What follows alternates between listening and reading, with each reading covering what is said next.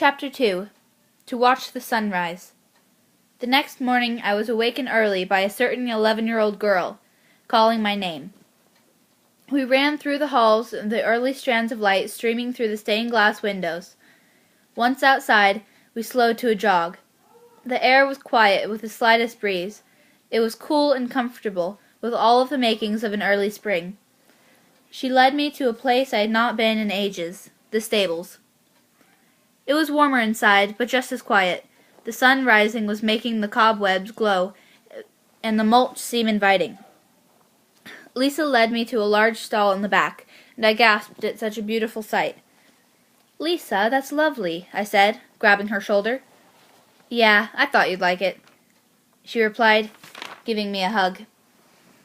We were looking at Lisa's horse, Marilyn, and the brand new colt. She had draped the two of them in a large blanket that my mother had made for her a long time ago. My mother had since departed, and I lived with my Aunt Genevieve. Marilyn was a dark brown mare with a single speck on her left eyebrow. She had the warmest eyes imaginable, and she was the sweetest beast I'd ever seen. Her colt, on the other hand, was solid black with eyes that looked almost silver, the shade of steel. He would soon be trained for the joust. I just knew it. "Come on, let me show you the pigs I was playing with earlier."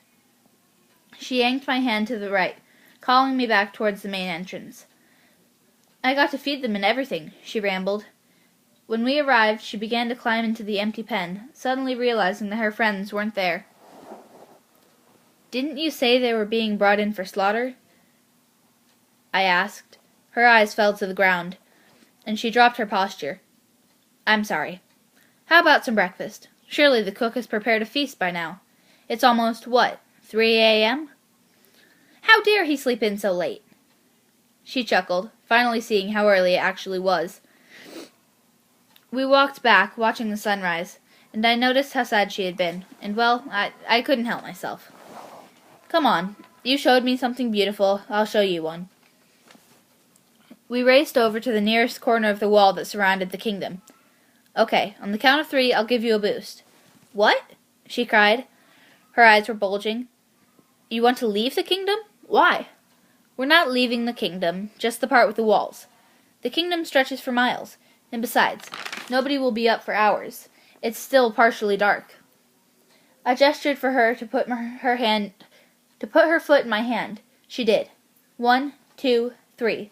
I gave a little grunt, and she scurried over to the other side of the wall as quickly as she could in her long, silky day gown, almost identical to the one that I wore. I was next, but no such boost was necessary. I grabbed my shoes in one hand and flung them over. "Ow! Little warning next time, please." "Sorry," I called, rolling my sleeves up and climbing the stone wall like an expert. I used to do that sort of thing a lot when I had gotten bored. "What the heck are you doing?" I spun around, nearly falling off the top of the wall. It was Jackson. I let out a deeply relieved sigh. "Let it never be said that you can't sneak up on a girl." We chuckled. "Lisa woke me to see the new colt," I explained. "Oh, yes, because every time you see a new colt, you just have to go climb the wall." He gave me a suspicious smile, his feathery blonde hair really taking away from the intimidating effect he was aiming for. Yes, we do." "She said that since I showed her something beautiful, she's going to show me one," Lisa chimed in. I gave her a glance, and she shrugged. "You're going to the willow? To watch the sunrise? Can I come?" I made a face at him to tell him that it was supposed to have been a secret, but it was too late by then. "Sorry," he said, placing his hand over his mouth. "Whatever. Why are you out here anyway?" I asked. "I looked out my window and I saw you guys running towards the stable. When I got down, saw you run this way." He started to climb the wall behind me, and I jumped down to the other side. "Do you normally stare out of your window in the early hours of day?" "There was a cricket. It woke me up."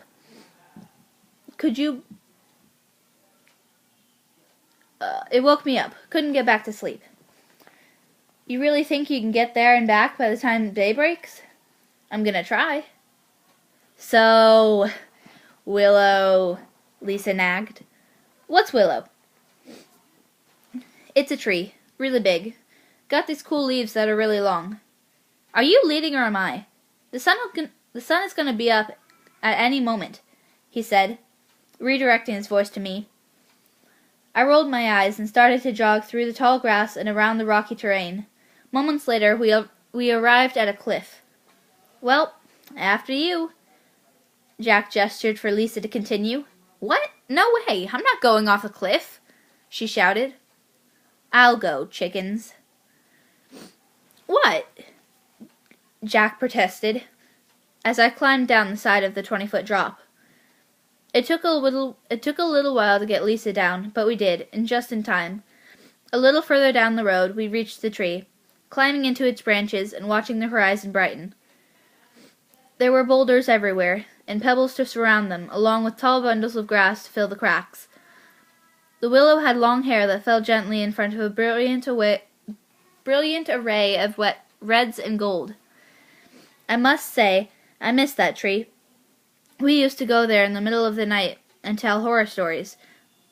Once our torch almost burned it down. So there we were, the three of us, all together, just watching the sunrise, as if nothing could ever go wrong. I must say, I've never been so wrong in my life. And trust me, it's been a very long run.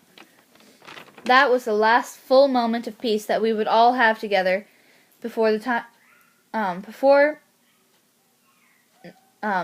night.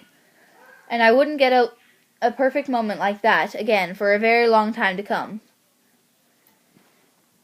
That's the end of Chapter 2. Thank you for watching, and I hope that you're going to enjoy Chapter 3 as much as you did for this.